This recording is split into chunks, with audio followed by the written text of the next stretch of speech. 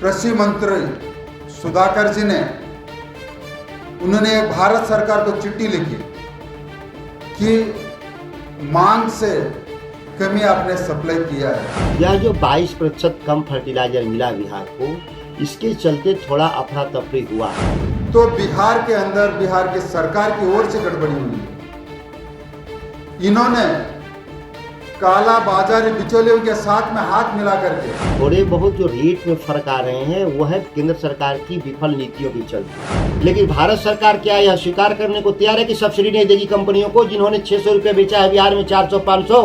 नमस्कार, आप देख रहे हैं न्यूज फॉर नेशन और मैं हूं सांत्वना आपके साथ। केंद्रीय रसायन उर्वरक राज्य मंत्री भागवंत खुबा ने बिहार सरकार पर हमला बोला है और कहा है कि सही मात्रा में, सटीक मात्रा में बिहार को खाद उपलब्ध कराया जा रहा है, लेकिन बिहार सरकार की तरफ से इसका डिस्ट्रीब्यूशन बेहतर ढंग से नहीं कराया जा रहा, जिसकी वजह से बिहार के किसानों को खाद उपलब्ध नहीं हो पा रहा। बिहार में खाद की किल्लत हो रही है।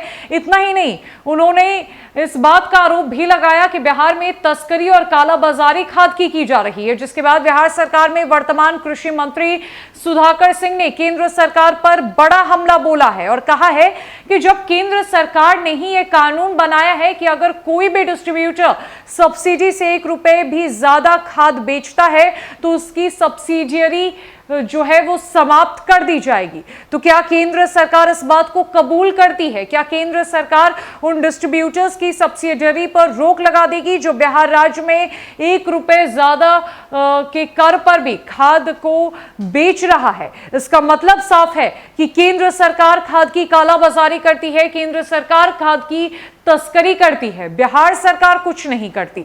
उन्होंने साफ साफ खाद को लेकर सारे कैलकुलेशंस बताए। सुधाकर सिंह ने बताया कि राज्य और केंद्र सरकार दोनों मिलकर मूल्य तय करती है।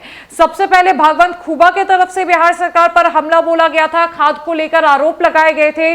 वहीं दूसरी तरफ सुधाकर सिंह ने अब केंद्र सरकार पर पलटवार करते हुए केंद्र सरकार को करारा जवाब देकर यह कहा है कि केंद्र सरकार की गलती है, केंद्र सरकार कालाबाजारी करती है। क्या कुछ कह रहे हैं सुधाकर सिंह? किस तरीके से उन्होंने केंद्र सरकार पर खाद डिस्ट्रीब्यूशन को लेकर और खाद की तस्करी को लेकर हमला बोला है? आपको छोड़ जाते हैं उनकी पूरी बातों के साथ। बिहार को जो जरूरत था फर्टिलाइजर का, और फर्टिलाइजर की जरूरत के लिए वह राज्य सरकार और भारत सरकार दोनों मिलकर तय करता है और वह कागजों पे संयुक्त रूप से स्वीकार करता है कि बिहार को फर्टिलाइजर इतना मात्रा में चाहिए।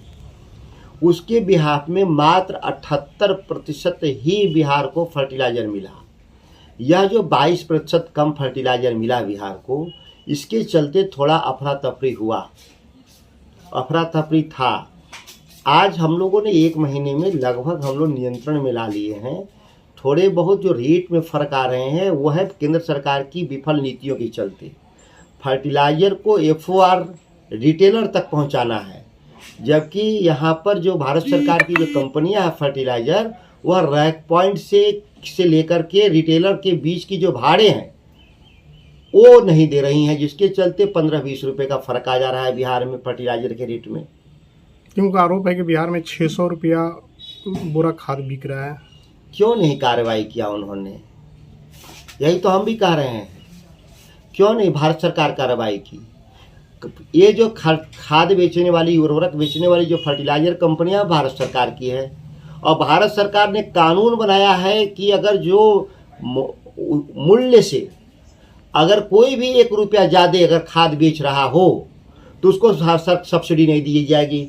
लेकिन भारत सरकार क्या यह स्वीकार करने को तैयार है कि सब्सिडी नहीं देगी कंपनियों को जिन्होंने 600 रुपये बेचा है बिहार में 400-500।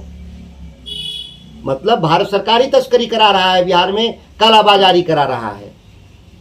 ये साबित होता है इससे। लेकिन केंद्रीय मंत्री जब जाएंगे, फाइलों पे दस्तखत करना होगा तो उस कंपनियों को सब्सिडी ये पास कर देंगे।